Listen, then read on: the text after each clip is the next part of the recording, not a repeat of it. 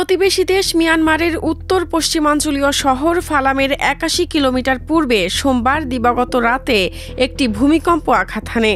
Richter স্কেলে এর মাত্রা ছিল ৪.৯।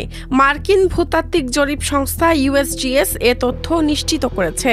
ইউএসজিএস এর ওয়েবসাইটে বলা হয়, স্থানীয় সময় সোমবার দিবাগত রাত ১২টা ৫৫ আঘাত হানে ভূমিকম্পটি, যার উৎপত্তিস্থল ছিল ১০৬.৮ কিলোমিটার গভীরে।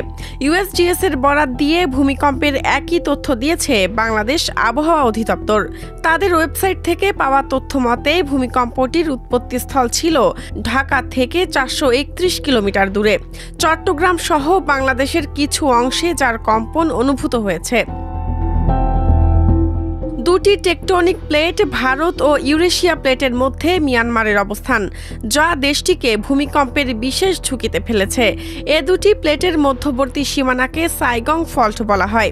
বিশেষজ্ঞরা এটিকে মিয়ানমারের মান্দালয় ও ইয়াঙ্গুনের মতো শহরগুলোর মধ্য দিয়ে উত্তর থেকে দক্ষিণে প্রায় ১২০০ কিলোমিটার দীর্ঘ একটি সরলরেখা হিসেবে বর্ণনা করেছেন, যা লাখো মানুষকে ঝুঁকির মধ্যে ফেলেছে।